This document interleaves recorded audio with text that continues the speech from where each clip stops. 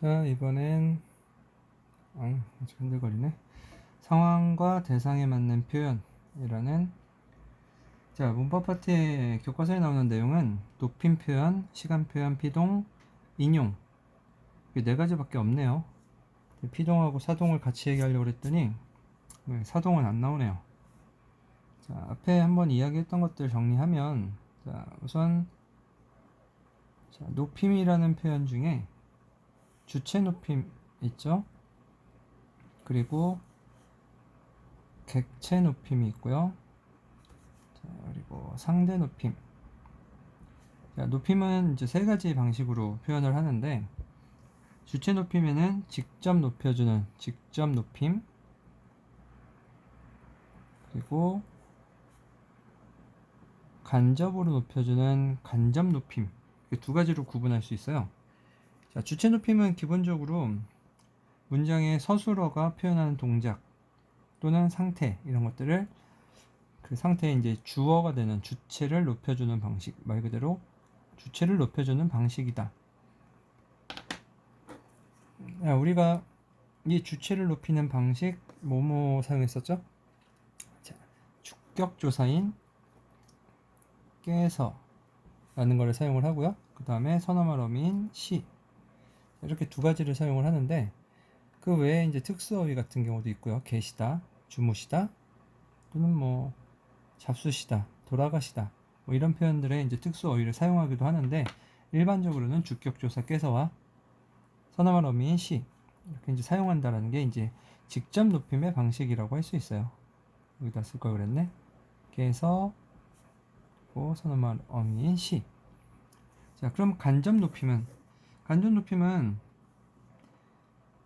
목적어나 부서가 지시하는 대상, 그렇죠? 그러니까 이제 주어를 높인다기보다는 주어의 어떤 신체의 일부분, 손이라든가 또는 소유물 또는 생각, 이런 것들을 높여주는 방식으로 여기서는 선어말 어미인 이제 시, 이렇게 이제 사용을 합니다. 이제 주격조사를 사용 안 한다는 게 좀 특징이겠죠. 그래서 이게 이제 누구를 높이느냐, 요거에 따라서 우리가 이제 보통 일반적으로 사용하는 게 주격조사인 깨서와 선어말 어미인 시 또는 뭐 의시라고도 하죠. 먹의시다, 뭐 이런 식으로 이렇게 이제 사용할 수 있는데, 우리가 이제 사용하는 그 주체를 높이는데, 그 주체가 주체를 직접 높이는 방식이 아닌, 좀 전에 이야기한 대로 신체의 일부 또는 소유물, 생각 있을까요? 신체, 소유물, 생각, 이런 것들을 높인다라고 했을 때는 이제 간접 높임인 시만 사용한다. 이게 특징입니다. 예를 들어서 교장 선생님의 말씀이 있으시겠습니다 라는 표현이라든가, 할머님의 손이 고우십니다 라는 표현은 말씀과 손이라는 것을 높이기 때문에 직접 높임이 아닌 간접 높임의 방식으로 이 시라는 것만 사용한다. 이 정도의 이제 주체 높임의 특징이 있고요. 나와 있는 예문들의 예문이 이게 두 개네요. 이 두 개니까 기억해 두시면 되고, 자, 그리고 객체 높임은 서술어의 동작에 미치는 대상, 그 대상을 직접적으로 높이는 방식을 이제 객체 높임이라고 하는데요. 문장에 이제 목적어나 부사어가 지시하는 대상인 그 객체를 높여준다 라고 해서, 여기에서는 부사격 조사인 깨를 사용하죠. 자, 깨를 사용하는 이 방식은 철수가 할머니께 선물을 드렸다 라는 식의 어떤 이제 그 객체를 높여주는 방식이고요. 실 이 객체를 높여주는 방식은 크게 어렵지는 않고요. 이 객체에 이제 쓰이는 특수 어휘들, 예를 들어 들이다, 모으시다, 뵙다, 여쭙다, 이런 이제 기타 등등의 단어들이 객체를 높여주는 특수 어휘로 사용이 가능하고요. 자, 객체 높임은 어찌됐건 동작의 대상이 되는 그런 이제 사람, 그 대상을 높인다라는 게 이제 객체 높임이고요. 자, 상대 높임은 자, 묻는 이 또는 말하는 묻는 이란다. 듣는 이. 내가 지금 이야기하는 그 상대가 누구냐에 따라서 높이거나 낮추는 방식을 이야기하는데요. 상대 높임의 유형, 격식과 비격식.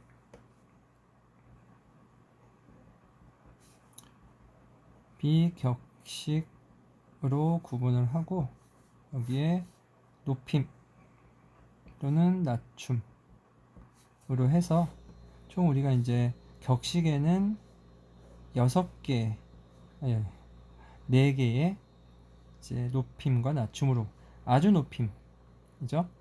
하십시오체라고 하는 아주 높임, 그 다음에 예사 높임, 하오체, 그 다음에 예사 낮춤, 그 다음에 아주 낮춤이라고 하는 예사 낮춤에는 이제 하게, 아주 낮춤은 해라.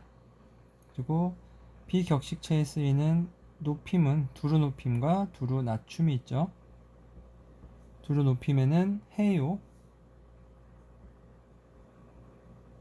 또는 이른다. 그리고 두루 낮춤에는 해. 그래서 하십시오체, 하오체, 하게체, 해라체, 해요체, 해체라고도 이제 이야기를 하죠. 요거는 뭐 듣는 이가 나보다 높으냐, 낮냐 이 차이로 높음과 낮춤 구분을 하고요. 공식적으로 이야기할 때 격식체, 그 다음에 비공식적으로 쓸 때는 또 비격식체를 사용한다. 예전에 한번 많이 이야기했던 부분이라 그렇게 어려울 건 없을 걸로 생각이 돼서 이 정도로 간단하게 높임의 종류에 대해서 한번 알아봤고요. 예문으로 나오는 것들이 뭐가 있는지 볼까요?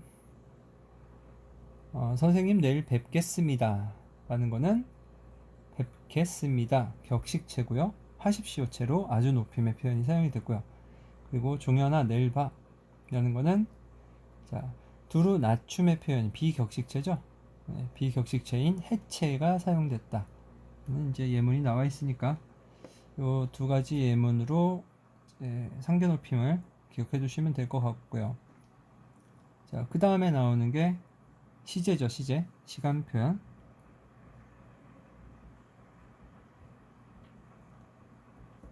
시간 표현에는 당연히 이제 과거, 현재, 미래가 있을 건데, 자, 구분을 하는 거. 자, 여기가 현재, 과거, 미래다. 라고 보면, 자, 이걸 발화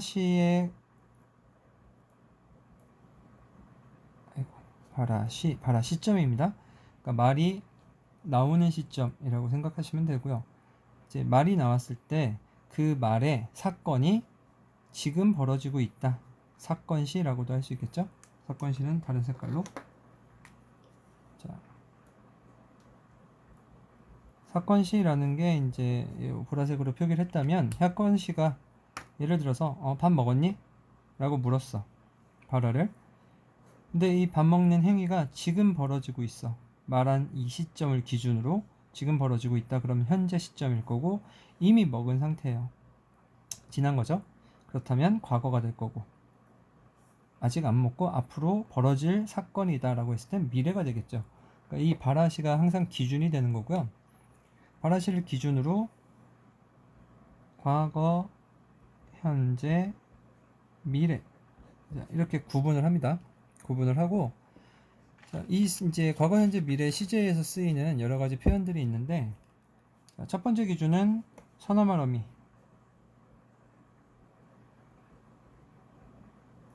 선어말 어미. 선어말 어미는 단어는 아니죠. 어떤 이런 어미들을 통해서 앞에 써였던 이 시처럼 이 선어말 어미를 통해서 과거, 현재, 미래를 구분해 주는 겁니다. 일반적인 용언의 어간에 붙여서. 자, 과거에서 가장 많이 쓰이는 게 이제 엇이라든가 앗이 있겠죠. 그리고 두 번째로는 엇과 엇도 있을 거고요. 그리고 또 하나는 이제 더라는 표현도 있을 수 있겠죠. 선어말어미는 앞뒤에 이제 하이픈으로 표기를 하고요. 자, 어시라는 거와 아시라는 거는 기본적인 이제 과거의 표현이고요. 더라는 거는 어떤 회상의 의미를 가지고 있어요. 먹더라 또는 읽더라, 보더라 라고 해서 회상의 의미를 품고 있고요. 그리고 엇이라고 하는 거는, 자, 보통 우리가 과거라고 하면 현재하고 과거, 이게 이제 한 요 정도가 엇이라고 한다면 요쯤이 엇이 되겠죠. 그러니까 의미상으로는 뭐 용어로는 대과거라고도 이야기를 하지만 의미로는 이 엇이라고 했던 과거는 현재와 크게 떨어져 있지 않은 상태입니다. 그래서 단절되지 않은 과거라고 볼 수 있고요. 이 엇이라는 표현은 현재보다 훨씬 더 멀리가 있는 현재와는 단절의 의미를 담고 있어요. 너 빵 먹었더라? 자, 방금에 얘기했던 먹었더라. 자, 더는 회상이고 거기에 과거를 집어넣었죠. 이 의미도 단절의 의미를 품고 있죠. 회상을 하면서 단절을 하고 있는. 그래서 엇이라는 거와 엇이 하나 더 들어가거나 또는 더가 들어가거나 할 경우에는 단절의 의미를 품고 있다. 이런 거 기억해 두시고요. 현재에 쓰이는 표현은 는이 있죠. 먹는다 또는 본다 라고 해서 니은. 자, 그리고 미래에 쓰는 표기는 get, 먹겠다, 보겠다 라고 해서 이 get의 의미, 그때 한번 이야기를 한 것 같긴 한데, get의 의미 어떤 너 이러다가 뭐 1등 하겠다, 공부 되게 열심히 하네, 너 이러다가 이제 1등 하겠는데 라는 의미로는 뭔가의 가능성을 이야기하고 있죠. 그래서 이 get이라는 게 사실은 미래의 일반적인 선어월 어미 표기이긴 한데, 그 외에 이제 가능성, 그 다음에 야, 비가 이렇게 오면 내일 진짜 뭐 학교 못 가겠는데? 라는 거예요. 어떤 추측 같은 거. 아니면 날씨가 지금 흐려서 곧 비가 오겠다 라는 것들의 이제 추측을 나타내는 경우도 있고요. 그 다음에 의지. 나는 대학에 가겠다. 그래서 뭐 가능성, 추측, 의지. 그 다음에 뭐 하나 더 하면 이제 완곡의 태도라고 해서 너 이거 빵 먹어도 되겠니? 라는 이제 이런 단어에서 쓰이는 get은 어떤 완곡의 태도라고도 할 수 있죠. 이런 get은 여러 가지 의미가 있으니까 기억해 두시고요. 자, 그리고 선어말 어미의 표현이 있었다면 그 다음에는 이제 관형 사용 어미. 이게 표기가 이렇게 해서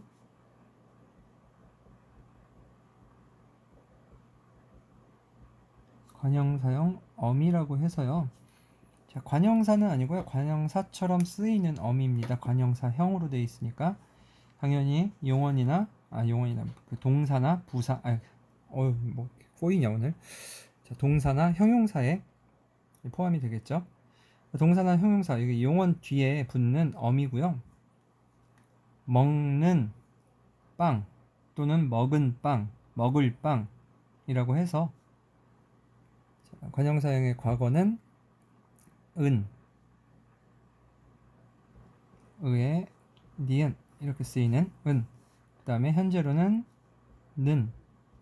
그 다음에 미래는 을이 되겠죠. 먹을 빵.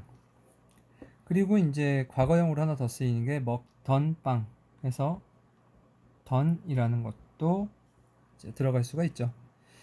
자, 이렇게 이제 을는, 을던이라는 게 이제 관형사형 어미로 쓰이는 글자들인데, 어미들인데, 이 어미들을 사용해서 과거, 현재, 미래를 나타내는 시간 표현이고요. 자, 그리고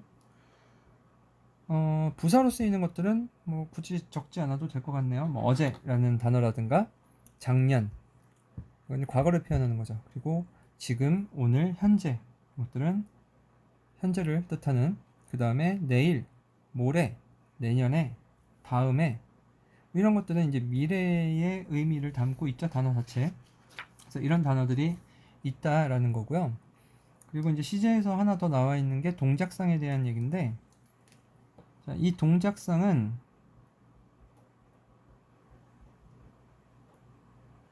과거, 현재, 미래랑 좀 별도로 생각하시면 되고요. 행위 자체가 지금 벌어지고 있는 게 행위가 현재 ing 중이다라는 게 이제 진행상이라고 합니다. 그리고 이 ing 중이 아니고 뭐뭐 하는 중 이게 아니고 이게 이 행위 자체가 끝난 경우에 완료상이라고 하고요.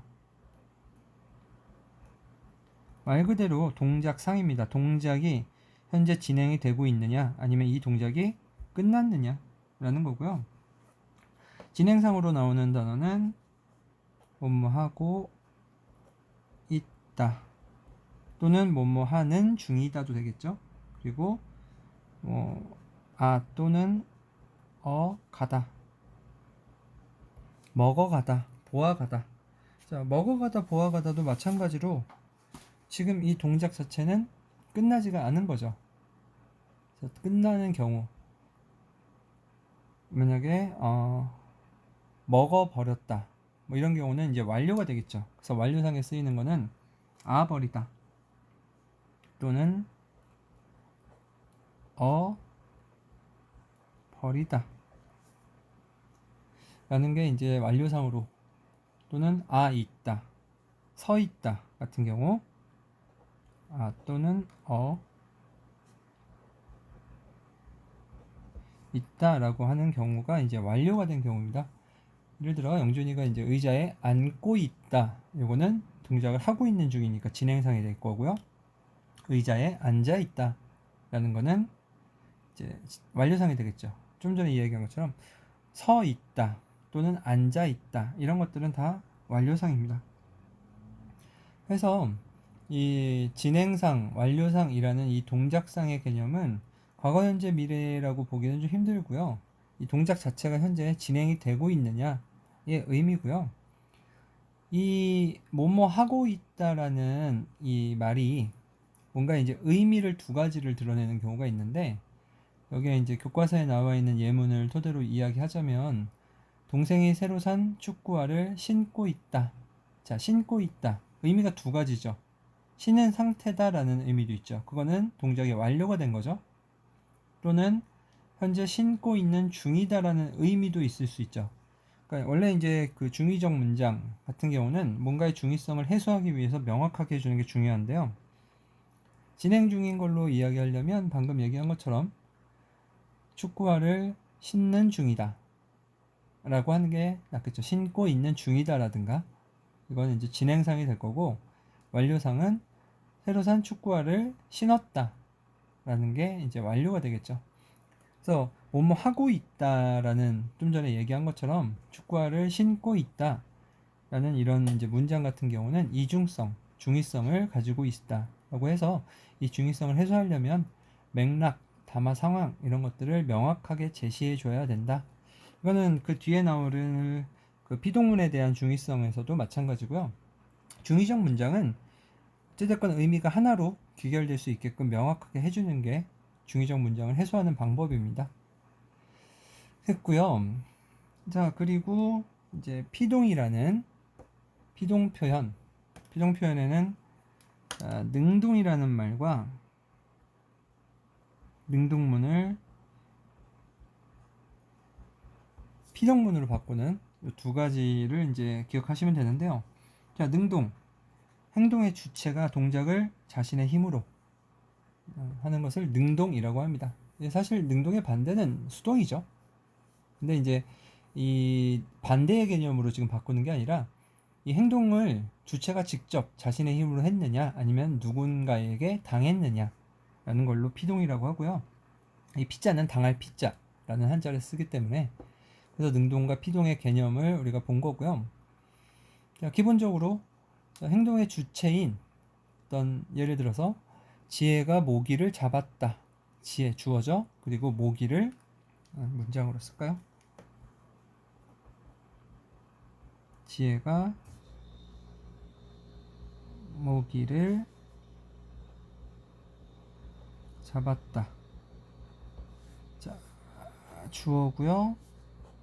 서술어고요. 목적어죠. 자, 이 행위를 한 잡았다라는 이 서술어가 어떻게 표현되어 있느냐가 되게 중요한데, 잡다라는 이 행위는 누가 한 겁니까? 지혜가 한 거죠. 그래서 이 지혜라는 이 주체가 이 서술어의 행위를 직접 한 거죠. 사실 능동, 피동, 뭐 사동, 뭐 주동 이런 것들은 다 동사가 사용될 수밖에 없어요. 동작이기 때문에 동사가 사용되고요. 지혜가 이제 이 잡다라는 행위를 스스로 했다 그래서 능동문이고요. 피동은 이제 당한 게 되는 건데, 그랬을 때는 목적어가 주어가 됩니다. 해서 모기가 지혜에게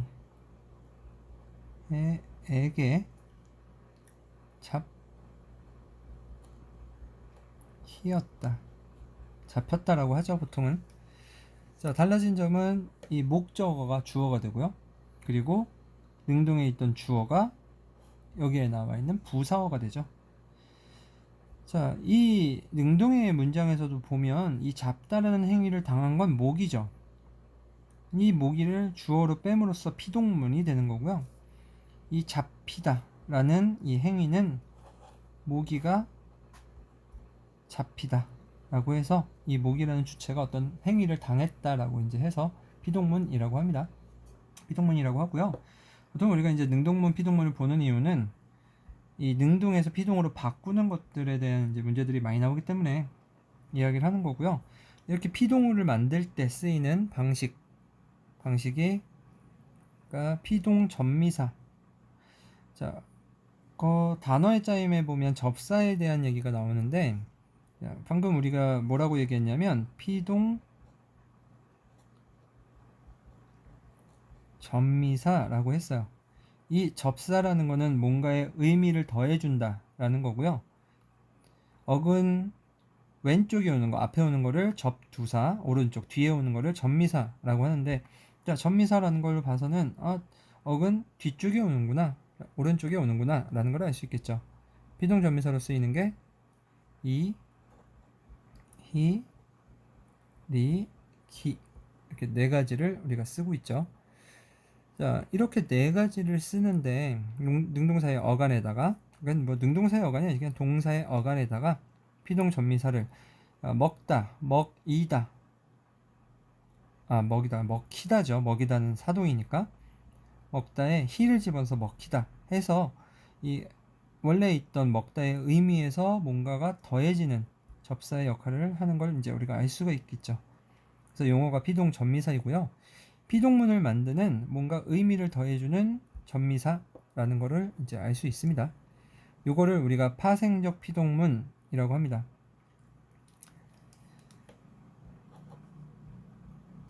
파생적 피동. 자, 파생적 피동문이라는 건 피동 전미사인 이히리기를 사용해서 만든 피동문을 뜻하는 거고요. 그리고 두 번째로는 통사적 피동문이라는 게 있어요.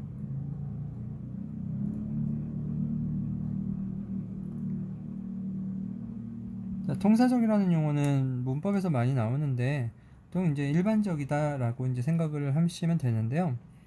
자, 통사적 피동문에 사용하는 방식은 되다 또는 어지다, 뭐뭐 하게 되다. 자, 이런 표현인데 뭐뭐 되다, 그냥 어차피 뭐뭐 하게 되다가 되니까, 자, 먹어지다 또는 먹게 되다 라는 식의 이제 피동문을 뜻하는 거고요. 자, 피동 전미사의 활용이 아닌 이런 어지다와 뭐뭐 하게 되다 라는 만들어진 피동문이다라고 해서 통사적이라는 용어를 쓰고 있습니다. 그래서 피동문을 만드는 방식은 두 가지의 방식이 있고요. 파생적 피동과 통사적 피동. 자, 우리가 이제 피동문을 할 때 가장 주의해야 될 점이 이중 피동이라는, 여기 공간이 좀 남으려나? 부족할 것 같기도 하고. 자, 여기를 조금 더 올려서. 자, 이중 피동이라는 용어가 이제 피동문에서 가장 중요한 부분이긴 한데, 사실 능동에서 피동 바꾸는 거는 이 이시리기를 사용하거나 또는 어지다나 괴되다. 이거 넣고 사용하는 거 크게 어렵지 않습니다. 목적어가 주어가 되고요. 주어가 부사어가 되고요. 어렵지 않은데 우리가 이제 자주 사용하는 그 글자들 중에 일반적으로 피동을 만들 때는 이 둘 중에 하나를 써야 되거든요. 1번이나 2번 을 써야 되는데 그렇지 않은 경우들이 있다는 거죠. 예를 들어서 이중 피동에 대한 이야기고요. 쓰여지다 또는 되어진 이런 표현들을 이제 우리가 많이 쓰죠. 많이 쓰는데 이거는 이 자체로 잘못된 표기 방식이에요. 우리가 읽는 데는 크게 어렵지가 않은데 자, 쓰여지다는 기본적으로 기본어 쓰다죠. 쓰다에 포함된 게 이, 지다. 자, 쭉 풀었으면 이렇고요. 쓰다라는 어간이 있었고요. 그 다음에 자, 이 뭐죠? 피동 전미사 이가.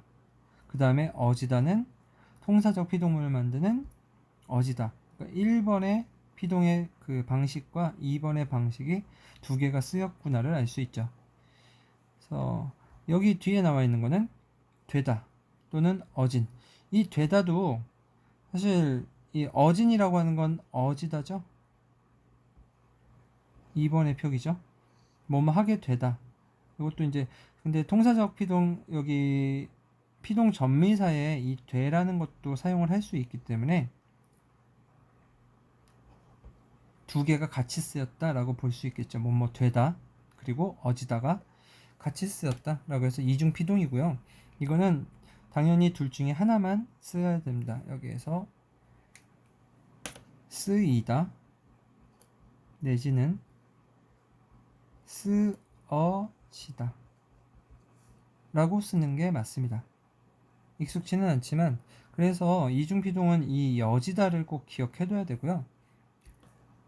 여지다 또는 겨지다 뭐 믿겨지다 뭐 이런 것들 자 믿기어지다입니다. 또는 혀지다 희어지다 알려지다 이런 거 려지다. 그래서 이 여지다로 쓰인 것들은 이중피동일 확률이 높기 때문에 꼭 기억을 해두세요. 여지다라고 되는 것들. 자, 교과서에 나오는 피동 표현 중에 잘못된 피동 표현을 담고 있는 건 지금 이 내용이 있나요? 아마 이중 피동의 내용은 보통 있으니까 있을 거고요. 그리고 교과서에 나오는 용어를 읽어드리면 자, 주로 말하는 이가 행동을 당하는 대상을 강조하고 싶을 때 자, 대상을 강조하고 싶을 때 당하는 대상을 강조하고 싶다. 무슨 얘기일까요? 이 모기를 강조하고 싶을 때 자, 능동과 피동은 여기에 나와 있는 이 문장과 여기에 나와 있는 이 문장은 사실 팩트는 같죠.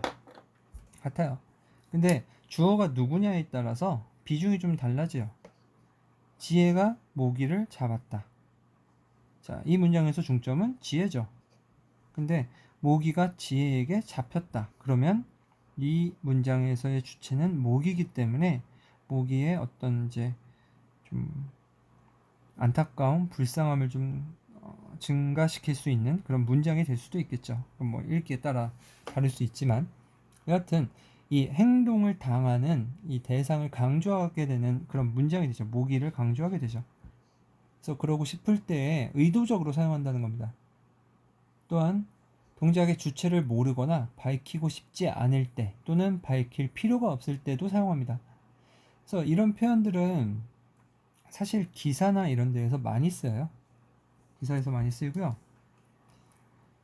그런 이제 표현들을 우리는 이제 피동 표현을 사용하는 어떤 의도에 따른 이런 표현이다라고 할 수 있고요. 그 교과서에 나와 있는 예문은 어떤 뭐 연구소의 연구 계획이 확정되어졌다. 여기에서 보면은 확정되어졌다. 어디에다 적을 수 있나? 여기다 적을 수 있나?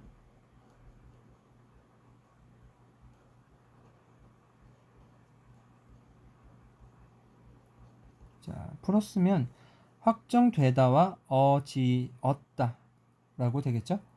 그래서 둘 중에 하나의 이중피동의 방식을 지금 사용하고 있기 때문에 확정되었다 내지는 어졌다를 쓸 수가 없네요. 확정되었다를 쓰는 게 맞겠네요. 그렇죠? 여기에는 어지다를 쓰기가 힘드니까 확정되어졌다가 아닌 확정되었다.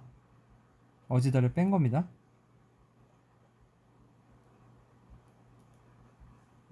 이렇게 쓰는 게 이제 맞다라는 거죠. 자, 요 이중 피동으로 사용되는 거는 학습 활동에 좀 더 나오니까 그때 한 번 더 읽어보고요. 그리고 공간은 계속 없지만 마지막 남은 게 이제 인용 표현이라는, 인용 표현 별로 볼 게 없으니까, 자,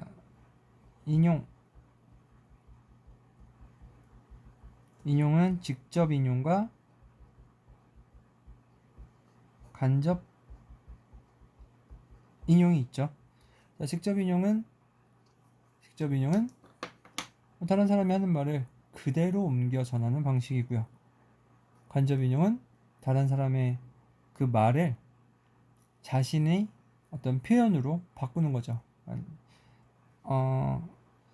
예를 들어 이거는 이제 직역이라고 할 수 있겠죠. 해석을 한다면 직역인 거고, 얘는 의역이죠. 그래서 선생님의 말을 그대로 옮기는 거와 나의 이제 필터링을 거쳐서 옮겨지는 거, 이런 차이고요.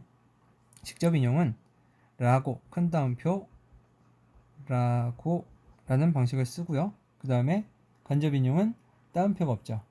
따옴표가 없고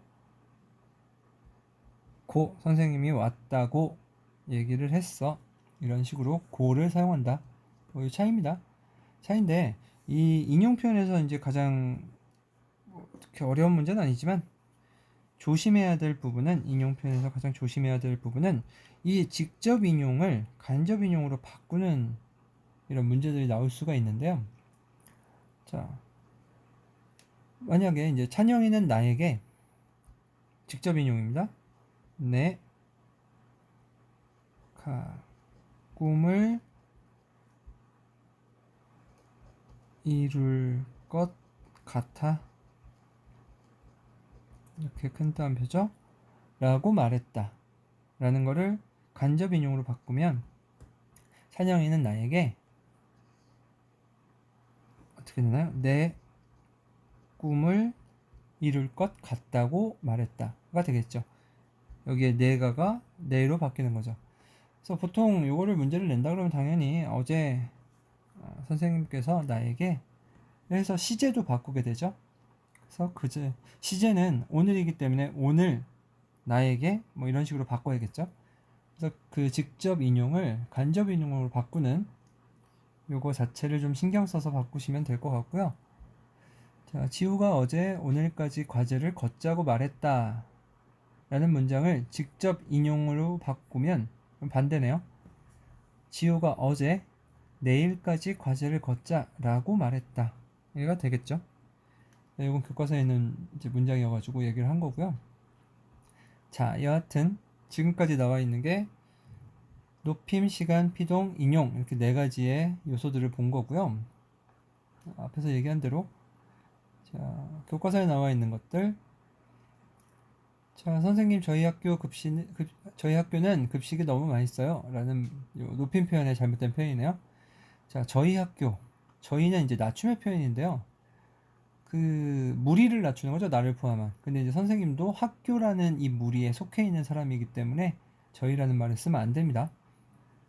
우리나라 사람들이 많이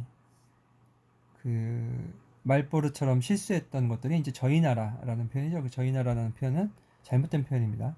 나라 자체를 낮추는 거기 때문에. 자, 아저씨 제 말 좀 들어보세요. 여기에서 이 말이라고 하는 거는, 자, 보통 이제 말씀이라는 말이 자신의 말을 낮추어서 이르는 말이죠. 근데 어른 앞에, 그러니까 아저씨는 어른이니까 어른 앞에서 자신의 말을 가르쳐 말할 때는 말씀이라고 바꿔야 된다. 아저씨, 제 말씀 좀 들어보세요. 어른한테 할 거니까. 됐나요? 시간 표현은 했었었대. 이거 그때 얘기한 거네요. 하였다. 했다가 하였다죠. 하다에 엇이 들어간 거니까. 이제 하다는 기본적으로 엇은 아니고 연만 들어갑니다. 이거 특징이니까 기억해 두시고요. 하다라는 단어는 과거 표현이 엿이 들어갑니다. 그래서 했다라는 건 하였답니다. 여하튼 엇이 들어간 이 과거의 표현인데 거기에 엇이 들어갔다라는 건 엇이 3번 들어갔다라는 얘기이기 때문에 잘못된 표현이다 라는 거고요. 피동 표현에 믿겨지지 않아, 기어지지 않아, 이중피동이죠. 잘못됐고요. 그 다음에 인용 표현에 대한 얘기도 하나 있긴 한데 어렵지 않네요. 자, 그리고